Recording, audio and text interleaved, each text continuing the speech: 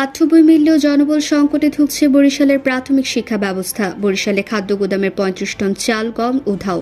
বরিশালে বিএডিসি কর্তৃপক্ষের নিয়ম বহির্ভূত দেয়াল নির্মাণ অবরুদ্ধ হতে যাচ্ছে ২০ পরিবার।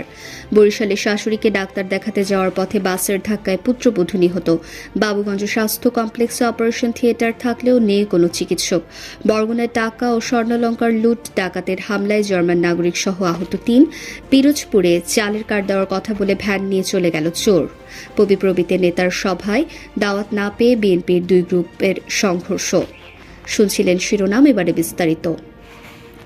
বরিশালের প্রায় ৬,৫০০ প্রাথমিক বিদ্যালয়ে ইতিমধ্যে সব পাঠ্যপুস্তক পৌঁছলেও জনবল সংকটে নানামুখী জটিলতা অব্যাহত রয়েছে।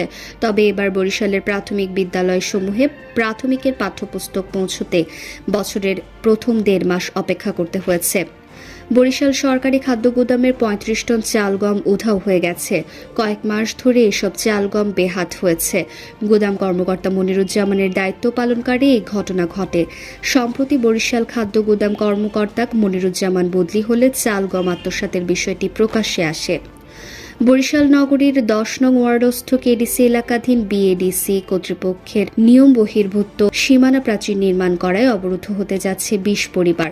রবিবার সকালে স্থানীয় বাসিন্দা নুরুল হক, কালাম, লিজা সহ অন্যান্য পরিবারের চলার পথ আটকে বিএডিসি কর্তৃপক্ষ সীমানা প্রাচীর নির্মাণের কাজ শুরু করলে ঘটনাস্থলে উত্তেজনাকর পরিস্থিতি সৃষ্টি হয়। বরিশাল নগরীর কাশীপুর বাজার এলাকায় বরিশাল ঢাকা মহাসড়কে সড়ক দুর্ঘটনায় মোসাম্মদ তানিয়া আক্তার নামে এক নারী নিহত হয়েছে। শনিবার দুপুর ২টায় বরিশাল নগরীর কাশীপুর এলাকায় এ ঘটনা ঘটে। বরিশাল বাবুগঞ্জ উপজেলা স্বাস্থ্য কমপ্লেক্স প্রতিষ্ঠার পর থেকেই আলোর মুখ দেখেনি অপারেশন থিয়েটার। দীর্ঘদিন ধরে সার্জারি ও অ্যানেস্থেশিয়া চিকিৎসক না থাকায় স্বাস্থ্য কমপ্লেক্সটির অপারেশন থিয়েটারে তালা ঝুলছে। পাশাপাশি চরম চিকিৎসক সংকটে ব্যাহত হচ্ছে উপজেলার লাখো মানুষের স্বাস্থ্যসেবা। বরগুনার আমতলীর ঘটখালি নামক গ্রামে নজরুল ইসলাম তালুকদারের বাড়িতে শনিবার গভীর রাতে এক দুর্ধর্ষ ডাকাতি সংঘটিত হয়েছে। ডাকাতদের হামলায় গৃহকর্তা এবং জার্মান নাগরিক সহ ৩ জন আহত হয়েছে। পিরোজপুরের নাজিরপুরে ৬৫ বছরের বৃদ্ধ ওমর আলীর একমাত্র উপার্জনের মাধ্যম ছিল ভ্যান, কিন্তু সেটিও চোরের কবলে পড়েছে। শনিবার সকালে ভ্যান নিয়ে বের হন তিনি। যাত্রীবেশী ২ ব্যক্তি চালের কার্ডের প্রলোভন দেখিয়ে কৌশলে তাকে বিদ্যালয়ের ভেতরে পাঠায়।